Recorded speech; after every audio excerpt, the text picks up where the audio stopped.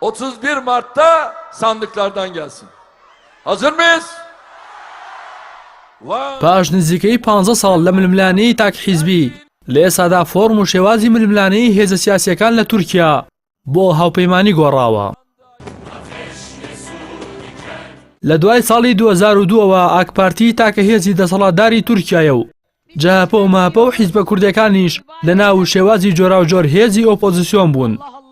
تا ساڵی 2016 ئاکپارتی بۆ شەریکردنی هیچ هێزێکی دیکە لە دەسەڵات هەنگاوی نەناو بەڕەهایی کۆنتڕۆڵی حکوومەت و پەرلەمان و سەرۆکایەتی تورکیا و زۆرینەی سەرۆک شارەوانی و والی پارێزگاکانی کردبوو. تا ئەو کاتەی کودەتا شکست خواردوەکەی 15 تەمووزی ساڵی 2016 پارتی نەتەوەپەرست ناسراو بە مەهەپە بە تەواوی لە وتاری ئاکپارتی نزیک بوویەوە و فراکسیۆنی هاوبەشی مەهەپە و ئاکپارتی دەستوریان هەموار کردەوە و لە ڕیفراندۆمیشدا هەردوو لا بە هاوبەشی بانگەشەیان بۆ بەڵێ دەکرد.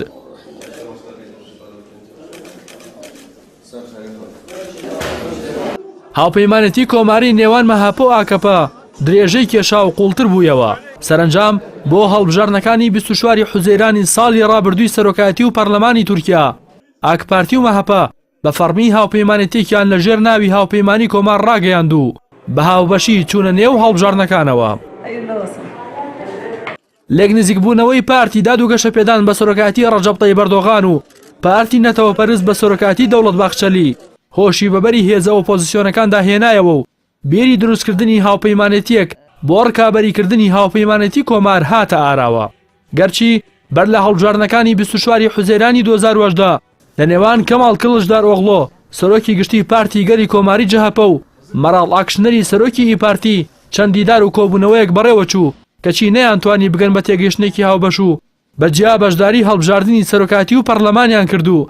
مەراڵ ئاکشنەر وەک کاندیدی ئیپارتی و محەڕەم ئینجا وەک کاندیدی جەهەپە لە بەرامبەر ئەردۆغانی کاندیدی ئاکپارتی چوونە نێو هەڵبژاردننی سەرۆکایەتی تورکیاوە و لە خولی یەکەمدا و دوور لە پێشبینیەکان ئەردۆغان بە بەدەستهێنانی لە 152 دەنگەکان شکستی بە هەردووکیان هێنا و وەک یەکەم سەرۆکۆماری پاش سیستمی پەرلەمانی ڕووی لە کۆشکی چانکایا کرد.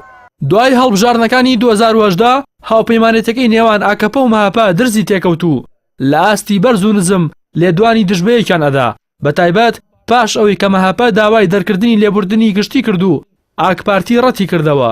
بەڵام لەگەڵ نزیکبوونەوەی هەڵبژاردننی شارەوانەکان ئەردۆغان ڕایگەیاند هاوپەیمانێتەکەیان لەگەڵ مەهەپە هاوپەیمانێتێکی بەردەوام و استراتیژیە و تەنها بۆ کاتی هەڵبژاردنەکان نییە.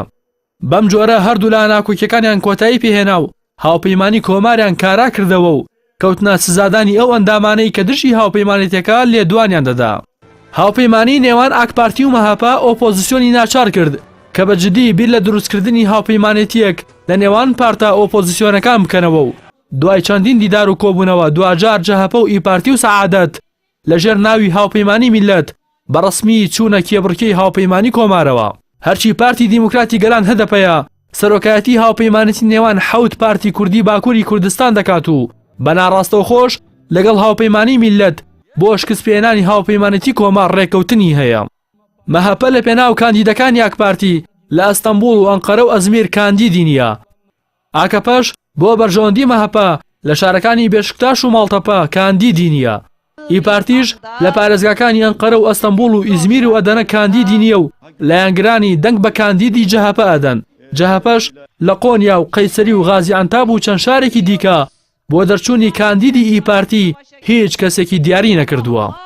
دیار نییە لەگەڵ گۆڕینی فۆرمی ململانەکان هاوسەنگی هێز لە تورکیا دەگۆڕێت یان وەک خۆی دەمێنێتەوە.